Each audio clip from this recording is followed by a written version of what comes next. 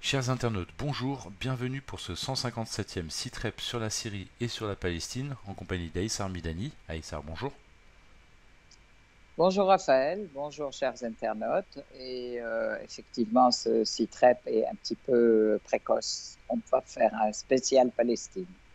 Oui, puisque le 7 octobre dernier, donc l'opération Déluge Al-Aqsa a été lancée par le Hamas. Est-ce que tu peux nous expliquer un peu les tenants et les aboutissants de cette opération, pourquoi elle a été déclenchée, quel a été le résultat? Alors, après maintes mises en garde de la résistance palestinienne par l'État hébreu,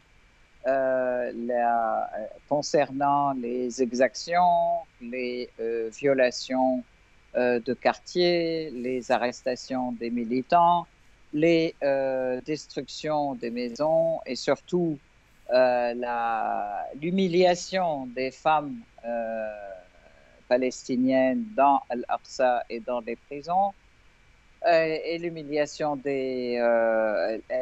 l'interdiction et les exactions contre les Mourabitin, en fait, qui sont aussi dans Al-Aqsa, les violations et le souillage, en fait, de l'Aqsa par les colons qui faisaient des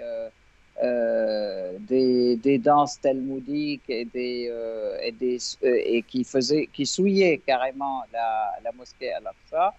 Donc, après beaucoup de mises en garde où rien n'y a fait, effectivement, la résistance palestinienne se réagit pour défendre sa dignité, pour défendre la dignité de leurs femmes, la dignité de leurs lieux saints, les lieux saints, en fait, que ce soit l'église de la Nativité ou la mosquée Al-Aqsa. Je rappelle quand même que dans la semaine dernière, il crachait carrément sur les Palestiniens, qu'ils soient chrétiens ou musulmans, euh, en disant spécifiquement aux chrétiens, on vous crache dessus, il faut que vous quittiez, que vous partiez, etc. Donc en fait, une humiliation systématique et pas seulement un manque de respect, mais un piétinement systématique de la personnalité palestinienne et puis de l'être palestinien, ajouté bien sûr à toutes les exactions contre les militants, les destructions de maisons, sur la tête de leurs habitants, partout d'ailleurs, aussi bien à Jénine, à Naplouse, etc. Je rappelle quand même les opérations de Jénine, où ils ont tué des personnes, des dizaines de personnes, de militants, et de Tolkarem et Naplouse aussi, les invasions de Naplouse, les invasions d'Al-Quds aussi, et des différents villages autour d'Al-Quds, et surtout aussi les villages du Naqab, du désert du Naqab palestinien. Donc tout ceci, ça arrive, comment dire, le vase déborde, et à chaque fois, les Palestiniens ont essayé de traiter ça avec beaucoup de patience, beaucoup de dignité, en mettant en garde, et rien n'y a fait. Donc là, effectivement, ils se soulèvent et ils attaquent. Et une attaque d'ailleurs très importante, bien pensée, bien méditée et très efficace, hein, et puis qui avance donc à des pas sûrs, aussi bien étudiés, qui a d'ailleurs provoqué beaucoup de gêne et je dirais même de problèmes dans le gouvernement israélien et dans les services de renseignement et dans le Shabak, etc., qui d'ailleurs tous n'ont rien vu venir, et c'est parti de Gaza. Et ça, c'est en fait très vite. Donc, les choses ont avancé. Je peux dire que les Gazaouis ont contrôlé rapidement une dizaine des colonies qui sont dans les contours de Gaza. Les Gazaouis, ils ont aussi abattu le mur qui séparait, qui entourait Gaza et qui l'isolait. Il y a eu beaucoup de morts et de blessés du côté israélien, ce qui est une grande première. Et surtout, beaucoup d'otages, de personnes qui sont prises en otage par les Palestiniens. Ce sont toutes des points de force du côté palestinien. Mhm. Voilà. Alors, Et donc, voilà. au niveau du modus operandi, également, il y a eu de la nouveauté, puisque c'est la première fois qu'il y a eu une attaque de grande ampleur comme ça aéroportée.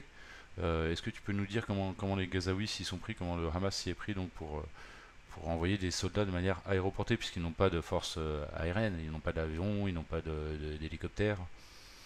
Non, il y a une créativité extraordinaire chez les Palestiniens. C'est en fait avec comment on appelle ça, Parachute. des parachutes, oui, des parapentes en fait, qui étaient portés par qui portaient des personnes en moto et qui tiraient sur les gens. Donc, ça faisait comme si c'était un hélicoptère qui tire, alors que ce n'est pas un hélicoptère, ce sont des personnes qui sont attachées au parapente et au parachute. Donc, ça, c'est quelque chose de très important.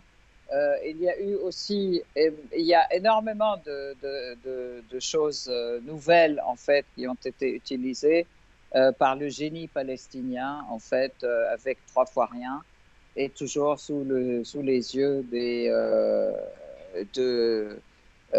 de l'occupant. Alors, moi, je voudrais répondre aussi à tout un tas de questionnements qui se posent.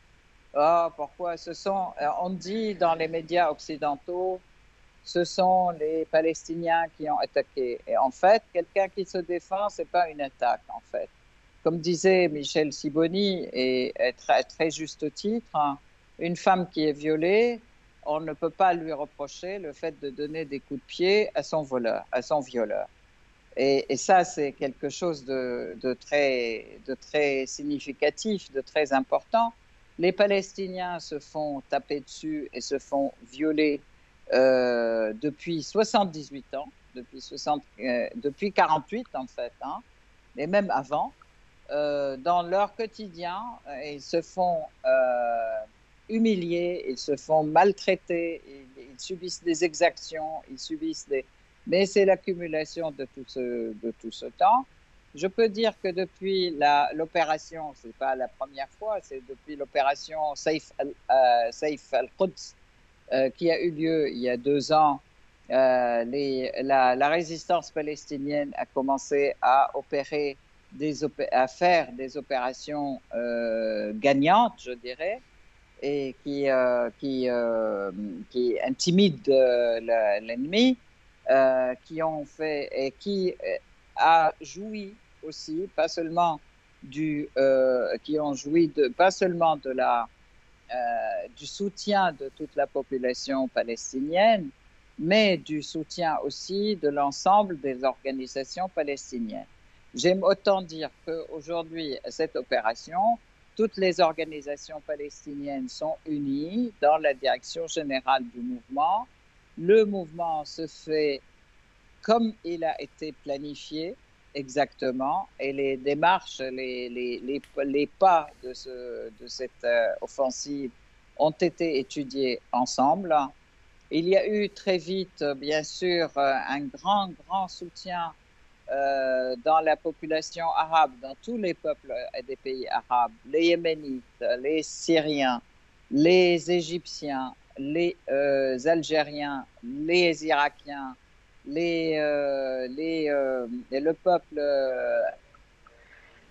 jordanien, le peuple jordanien, et à tel point que les Israéliens ont demandé à leur staff de l'ambassade qui est à Amman de se retirer. De la même manière, en Égypte, alors il y a aussi il y a eu des touristes israéliens qui ont été tués par le peuple égyptien. Bien sûr, le peuple syrien soutient totalement, mais totalement, cette action. Je voudrais dire quand même, et comme vous le savez, il y a eu 2 jours avant, le jeudi qui a précédé, il y a eu un gros massacre opéré par les Israéliens contre l'académie militaire syrienne qui en fait c'était pendant une cérémonie de remise des diplômes et qui a fait plus de 120 morts, qui a tué beaucoup de blessés, 227 blessés, parce que les cadets de l'académie, ils recevaient leur diplôme en présence, bien sûr, des grands fonctionnaires de l'État syrien, le ministre de la Défense et les grands officiers de l'armée syrienne, de l'armée arabe syrienne. Donc, et puis aussi, il y avait toutes les familles des jeunes cadets, beaucoup de personnes de la ville de Homs. Donc, ce massacre a été très, très, très violent, très sauvage, je dirais. Comme d'habitude, les Israéliens visent beaucoup les civils, donc essentiellement des femmes et des enfants qui ont été tués, mais aussi les jeunes cadets qui recevaient leur diplôme. Il y en a eu un nombre important qui ont été tués. Donc, et voilà, donc ils ont transformé les moments de joie en moments d'horreur, hein. Et je peux dire que le premier jour de cette opération déluge d'Al-Aqsa, les Palestiniens, ils ont affiché comment dire, que c'était offert à la Syrie, et ils ont dit c'est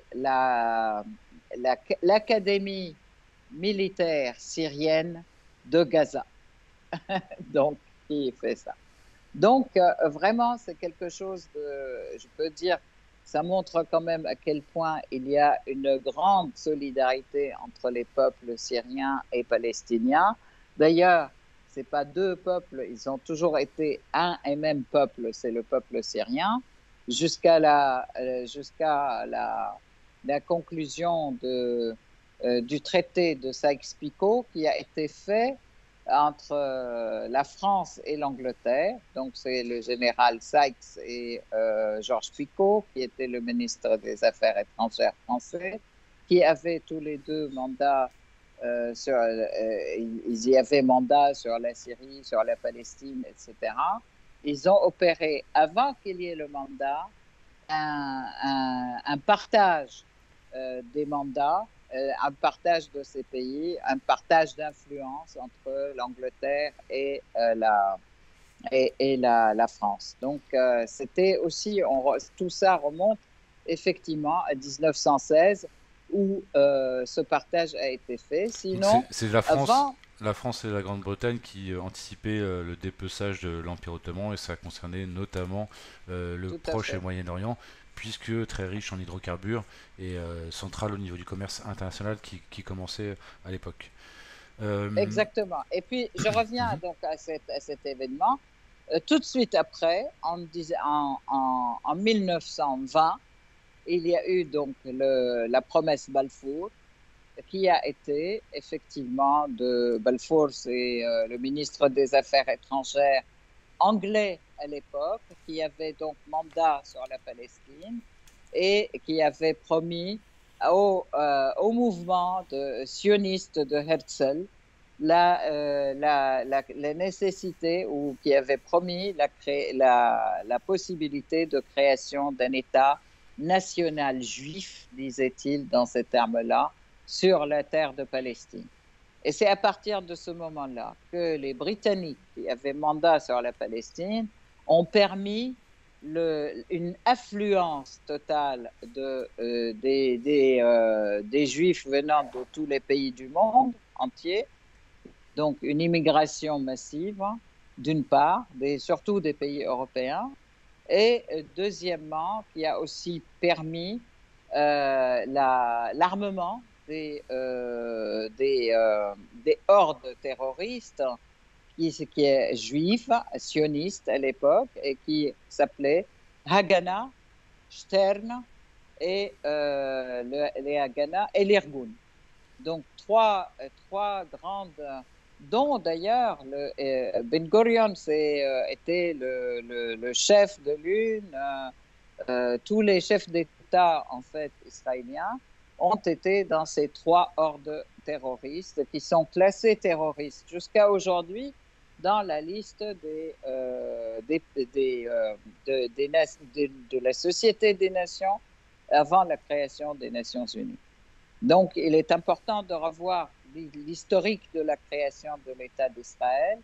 Alors, c'est un État fantoche qui a été créé de toutes pièces par les forces impérialistes qui dominaient la région pour pouvoir accéder, toujours créer, comment dire, un pied-à-terre, pour pouvoir diviser les gens, diviser les pays, créer de l'instabilité permanente, des guerres permanentes, de manière à ce que les Britanniques, les Américains et les Français continuent à exploiter sans compter le pétrole dans la région. Alors, Ça d'une part, et surtout empêcher la région d'évoluer sur le plan politique, sur le plan économique et sur le plan surtout de l'indépendance, de la souveraineté. Alors, tu as mentionné la déclaration Balfour, de Lord Balfour.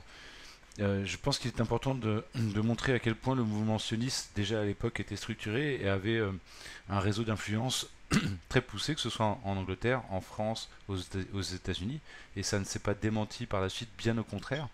Et il y a un livre assez éclairant à ce sujet, c'est le livre de Charles Onana, qui s'intitule, je crois, de mémoire, Palestine, le malaise français, et qui montre à quel point le mouvement sioniste avait infiltré les différents gouvernements français, mais pas que, donc les différents mouvements politiques français, je parle des principaux, de la gauche à la droite, et un président comme De Gaulle qui ne voulait pas donner les secrets de la bombe nucléaire française à Israël, alors qu'Israël voulait récupérer, avoir la technologie pour eux-mêmes, et bien malheureusement, du point de vue de certains en tout cas, il n'a pas pu empêcher la France de livrer les secrets, puisque à la fois au niveau du gouvernement et à la fois au niveau des différents partis politiques français, le mouvement sioniste avait soit des personnages qui étaient infiltrés dans ces mouvements-là, ou soit avait acquis à sa cause des personnages influents de ces différents mouvements.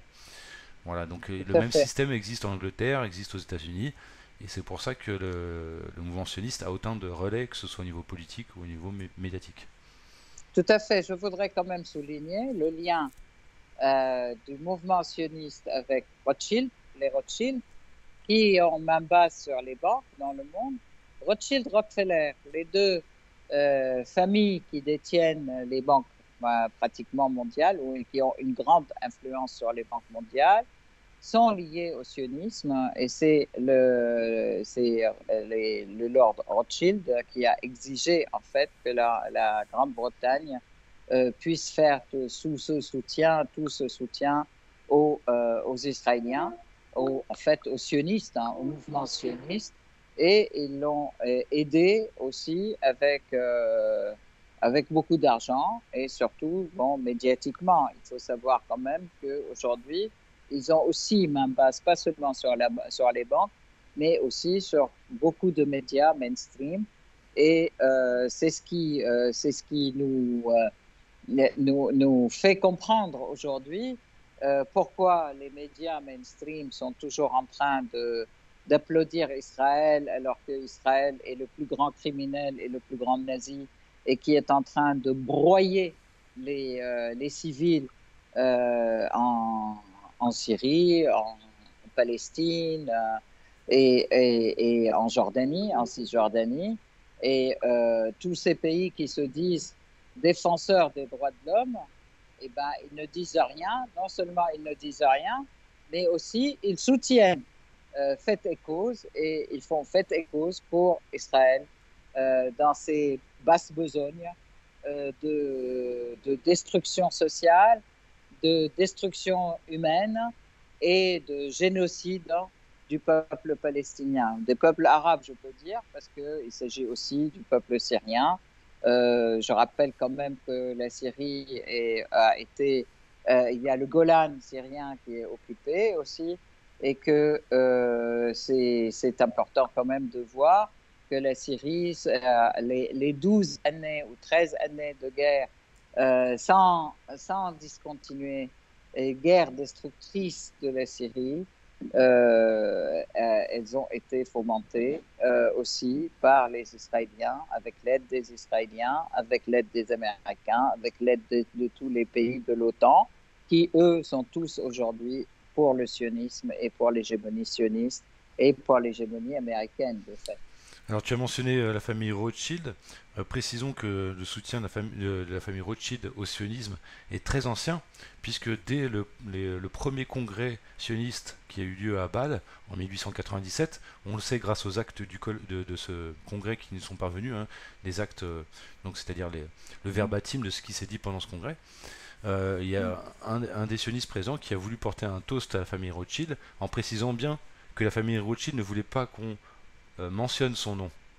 C'est-à-dire que déjà à l'époque, la famille Rothschild voulait rester discret dans son soutien au sionisme, mais il porte quand même un toast à la famille Rothschild en disant voilà, grâce à leur argent, on a pu faire beaucoup d'acquisitions de terres en Palestine. C'est la plus grosse colonie, en gros, c'est eux, etc. C'est grâce à eux, etc. Ce qui Rappelons est également. faux, en fait, c'est pas acquisition des terres, c'est qu'ils ont commis énormément de massacres pour pousser la population palestinienne à fuir. Il y a eu des massacres, une liste de massacres impressionnante qui a été effectuée, qui est menée par ces organisations terroristes, hein, et qui a poussé effectivement, et il y a beaucoup de gens qui ont été tués, des villages entiers qui ont été décimés, et ceux qui ont pu fuir et ont pu arriver, ils sont devenus des réfugiés, ils ont fui leur pays. Mais en fait, c'est encore un faux narratif où ils disent qu'ils ont acheté des terres. Alors, Et ça, d'après les- c'est important. d'après mes sources, hein, il y a eu les deux. Il y a eu des massacres et il y a eu des rachats de terres. Ouais, bon, après, on laissera aux Bon, historiens le soin de faire le tout tri à entre le fait. vrai et le faux. Et donc rappelons également que le sionisme repose sur un mensonge, puisque le slogan du sionisme c'est une terre sans peuple pour un peuple sans terre. Double mensonge, puisque effectivement les Palestiniens étaient présents sur cette terre de manière ancestrale, donc Depuis une, des milliers d'années. c'était Oui, pas du tout une terre sans peuple, bien le contraire. Et le peuple sans terre, donc c'était un peuple assez hétéroclite, de gens qui vivaient. Bon, ceux qui ont créé Israël, c'est essentiellement des juifs européens et américains. Mais effectivement, est-ce qu'ils étaient voués à être persécutés dans leur pays d'accueil ad vitam aeternam, je ne le pense pas. Euh, alors, une question là, question qui se pose, est-ce qu'une religion forme un peuple, hein? Est-ce qu'on peut parler du peuple musulman? Est-ce qu'on peut parler du peuple chrétien?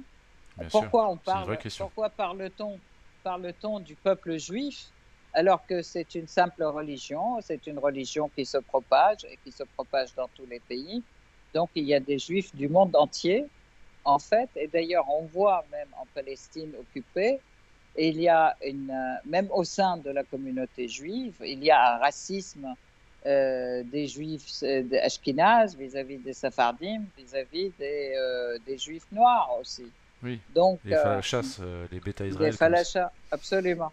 Donc, c'est un État qui est raciste, basé sur le racisme d'une part, et qui est basé, c'est un État aussi qui, Colonialiste. qui, oui, mais en fait, c'est un État qui est colonialiste, créé de toutes pièces, mais qui n'a pas d'entité, il n'y a pas de peuple qui soutienne cet État, en fait. Il y a une religion, mais ça ne peut D'où pas, une religion ne forme pas un peuple, pour d'où le moi. livre de Shlomo Sand que je n'ai pas encore lu, honte sur moi, mais j'en connais un petit Exactement, peu le contenu, voilà, comment le peuple tout à juif fait, fut inventé. a Alors, on été va revenir inventé. à l'agression du Hamas sur Israël, puisque c'est comme ça que la dénomment les médias occidentaux. Oui, Et l'agression ouais, entre parenthèses, quoi, entre guillemets. exactement. Ouais. Mm. Quelle est la situation aujourd'hui en Palestine? Combien de morts de part et d'autre, de militaires, de civils? Est-ce qu'on a des comptes macabres qui sont tombés déjà ou pas? Alors, au dernier compte, en fait, à la dernière statistique, 1200 Israéliens. Ce qui est important, c'est la première fois où il y a autant d'Israéliens qui sont tombés. Et il y a une centaine de personnes qui sont des détenus, comment dire, des otages des Palestiniens, plus d'une centaine, même 130, je Qui crois. sont des civils, Euh, pour l'essentiel? non, non, non, non. Essentiellement des colons et des militaires. D'ailleurs, une petite parenthèse, on ne peut pas dire que les colons sont des civils, parce que d'abord, ils sont tous armés. Deuxièmement, ils sont tous des réservistes de l'armée israélienne, donc ce ne sont pas des civils. Et ils sont toujours dans les alentours euh, des, euh, des bases palestiniennes, en fait, donc des villes palestiniennes. Bien souvent, ce sont eux les premiers à cracher effectivement sur les Palestiniens. C'est eux Voilà, tout à qui fait, exercent une tout pression, à une fait, haine au quotidien, la plus virulente et la plus marquée. tout à fait. Donc là, c'est de l'autre côté, du côté palestinien, il y a aussi à peu près 1000, un peu moins de 1000, je crois, de morts. Et il y a énormément de blessés, par contre, hein, puisque aussi la réaction hystérique israélienne a été de faire un tapis de bombes carrément sur Gaza. Ils ont détruit des tours sur la tête de leurs habitants, la tour de Gaza, la tour de Al-Quds à Gaza, etc. Donc, il y a eu beaucoup de journalistes qui ont été tués. Il y a eu 3 journalistes qui ont été tués, mais aussi, surtout, beaucoup de... Il n'y a pratiquement que des civils qui sont tués, puisque c'est tapis de bombes sur les habitations civiles. Et puis, bon, comme tu disais au début, quand on préparait, c'est ce que font les Israéliens, c'est comment dire, un, un, euh, un embargo, mais en fait, ils détruisent tout à Gaza, c'est-à-dire pas d'électricité, pas d'eau, ils tirent aussi sur les hôpitaux. Ils ont tué des ambulanciers. Pas d'eau, pas de Ils gaz, ont pas tué des d'électricité. médecins. Et c'était Voilà. la fameuse Ben, j'aimerais bien citation, que tu dises, voilà, tu dises cette la situation citation de Monsieur Galland, le ministre de la Défense israélienne, qui explique Mhm. pourquoi ils font tout ça, couper l'eau, etc. Nous combattons Mhm. des animaux et nous agissons en conséquence. Donc ça en dit long sur la mentalité du gouvernement israélien et d'une partie de la population israélienne, de ce qu'ils Ça en dit pensent. long, effectivement, sur leur niveau de bassesse, d'une part, et sur la manière dont ils considèrent les Palestiniens. Donc, dire que ça, c'est la démocratie, alors que c'est le fascisme le plus noir, le plus discriminatoire, le plus apartheidiste, en fait. On ne peut pas imaginer comment on peut soutenir des villeries pareilles. On peut pas. Ça me fait penser d'ailleurs à la déclaration assez ancienne, hein, ça remonte à plus de 20 ans je crois, d'un ministre, pardon, d'un ancien député sud-africain qui était en visite dans les territoires occupés et qui disait, lui qui avait connu l'apartheid, un député noir, qui disait c'est encore pire que ce qu'on a connu en Afrique du Sud, parce que nous on était considérés comme des sous-êtres humains, mais quand même comme des êtres humains, même si c'était d'une catégorie Mm, inférieure. Les Palestiniens, eux, sont considérés comme des animaux. Et on disait non, mm, mais c'est un peu exagéré parfois à l'époque. Mais en fait, on voit que dans les déclarations, c'est clairement ça. Une autre fois, ils étaient tout comparés à à des fait. cafards. Là, c'est clairement des animaux. Voilà, il y a une déshumanisation de Mais- l'ennemi. oui, mais pas seulement. Ça montre à quel point ils sont fascistes dans leur pensée, à quel point ils sont aussi ignobles dans leurs actes, et ça montre à quel point qu'ils sont non seulement inhumains, mais qu'ils ne pourront jamais devenir humains. En fait, c'est ça le problème. C'est la criminalité. C'est en fait, ils sont en train aujourd'hui de faire un génocide réel en Palestine, un génocide par tous les moyens. Un nettoyage Et ethnique. Ah oui, et puis en plus, non, mais même un génocide, puisqu'ils envoient aussi des bombes au phosphore alors qu'elles sont interdites internationalement. Ils utilisent tous les moyens interdits internationalement. Ils signent des traités et ils les violent. Il y a eu beaucoup de tapage autour de cet accord d'Oslo qui a été vraiment pour lequel il y a eu des pressions américaines, etc., et arabes contre les Palestiniens pour qu'ils finissent par accepter. Et certains Palestiniens ont commencé à rêver euh, d'une euh, d'une paix, effectivement, juifs et arabes, et ils ont commencé à construire des communautés communes, etc., et des actions communes, même au niveau des universités, au niveau du théâtre, au niveau de... Et puis après, on voit que en réalité, la vie des Palestiniens n'a jamais été aussi horrible que depuis qu'ils ont signé cet accord soi-disant de paix, donc Oslo. Alors, Et ça, c'est clair que ça dément tous les actes que l'Occident a voulu mettre en avant pour soutenir les Israéliens. quelles ont été les réactions dans le monde face à cette attaque du Hamas sur son agresseur? Alors, moi, je peux dire les positions dans le... Ah, les positions, les réactions au niveau du monde arabe, je peux dire tous les peuples arabes ont largement soutenu et applaudissent des deux mains l'action des Gazaouis, mais c'est pas seulement des Gazaouis. Moi, je disais que il faut savoir quand même que ce sont l'ensemble des organisations palestiniennes qui sont unies dans cette action. Ce sont les Gazaouis qui agissent, effectivement, mais ils sont tous unis ensemble et tout ça a été étudié ensemble et ça a été vraiment mené ensemble, de pair. Ça, c'est un premier point. Donc, en Syrie, il y a eu des grandes manifestations de soutien dans toutes les villes de la Syrie, y compris à Hasakeh, y compris à Hama, à Homs, à Alep, etc. Dans toutes les universités, le parti Baas soutient totalement, mais en plus, il y a quand même des télégrammes de soutien de tout le monde qui sont partis donc à la direction palestinienne. Je peux dire quand même, le président Maduro a envoyé un message de soutien absolument solennel aux Palestiniens en disant que c'est en fait tous les peuples qui sont épris de paix, nous ne sommes pas les seuls, mais toute personne qui veut et qui apprécie la souveraineté et la justice doit soutenir les Palestiniens.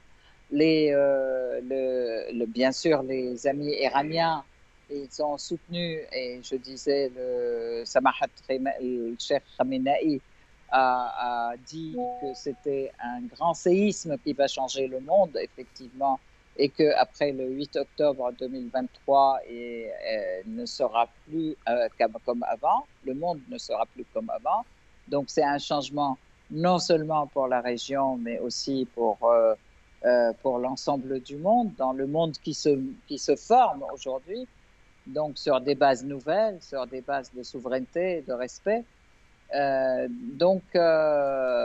puis, bon, on a vu les réactions des Européens, des pays européens. Alors, Biden, qui tout de suite a réagi en condamnant effectivement les Palestiniens, mais d'un autre côté, a commencé immédiatement des contacts avec les différents gouvernements européens, avec la Jordanie, l'Égypte, hein, pour les pousser à intervenir pour stopper ça.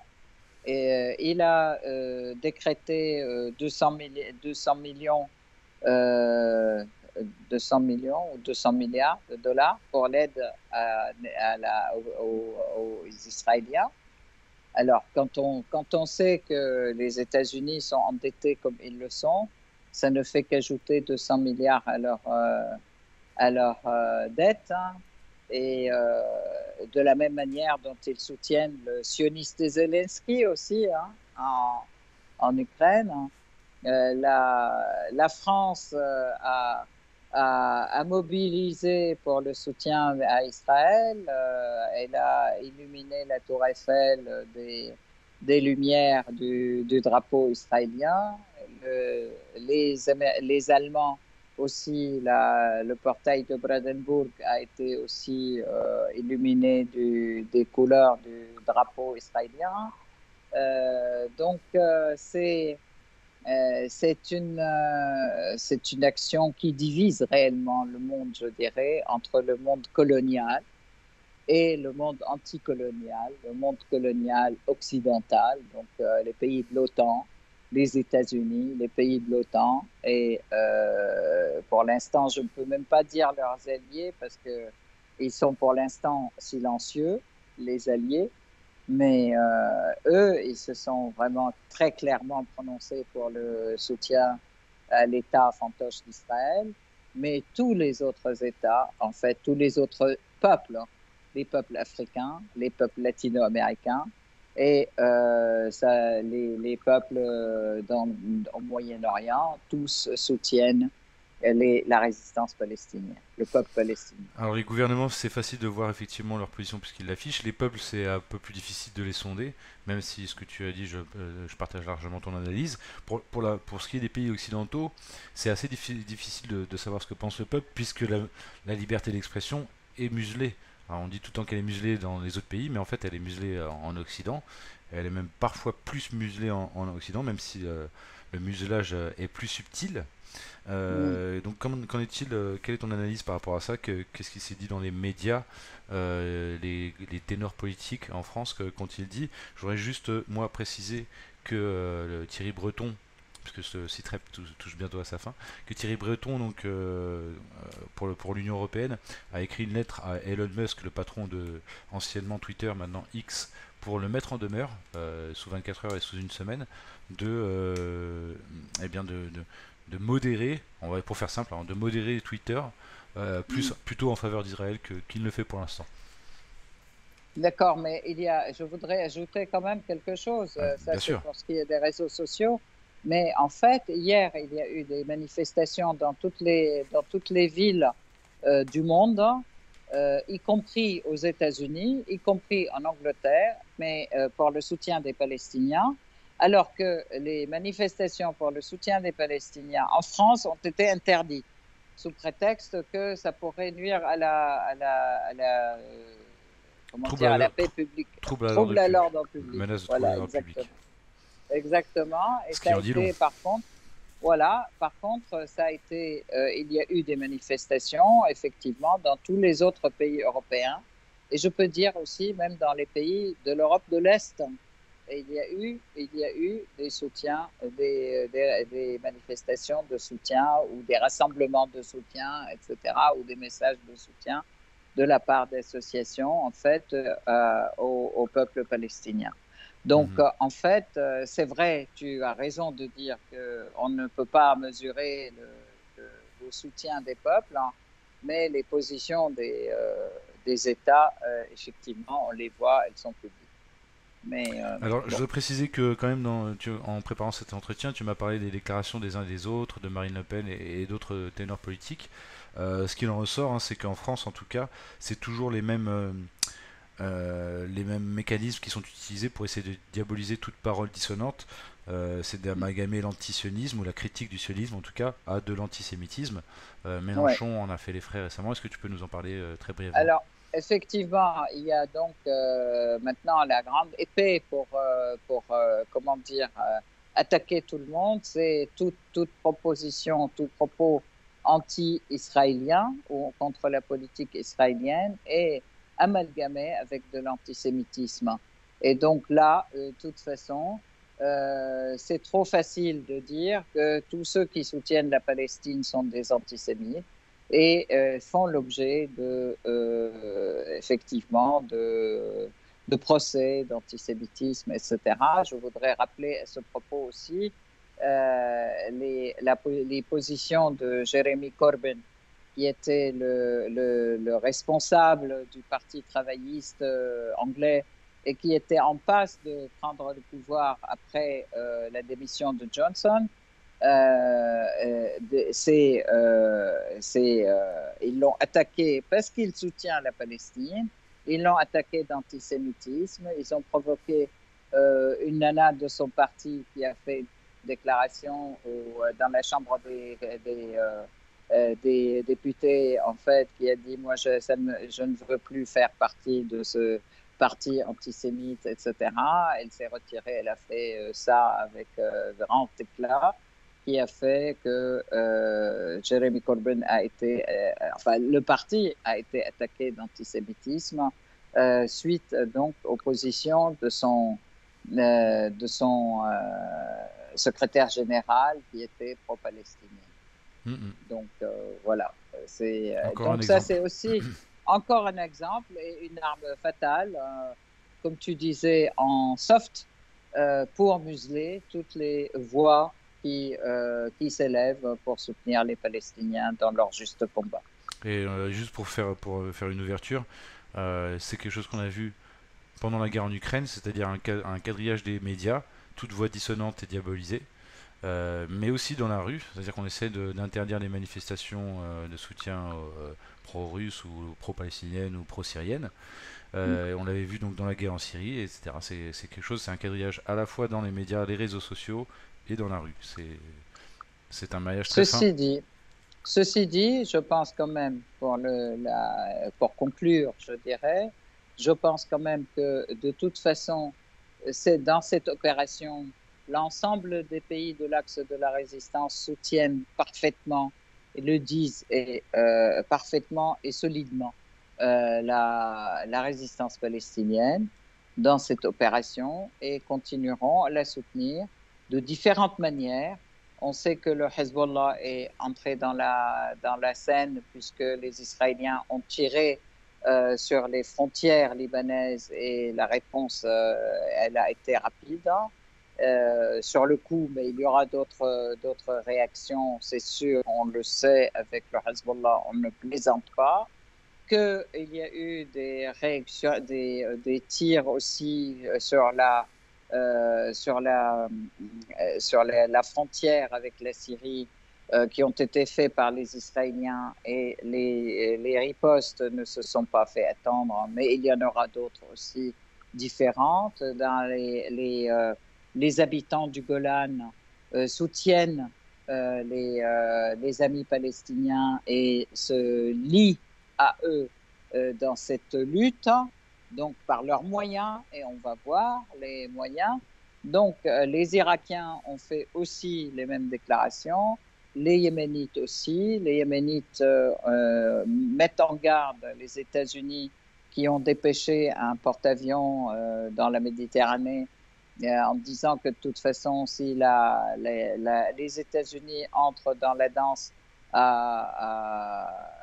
en Palestine, ils attaqueront par tous les moyens donc les vaisseaux américains et donc ils ne lésineront pas sur les détails.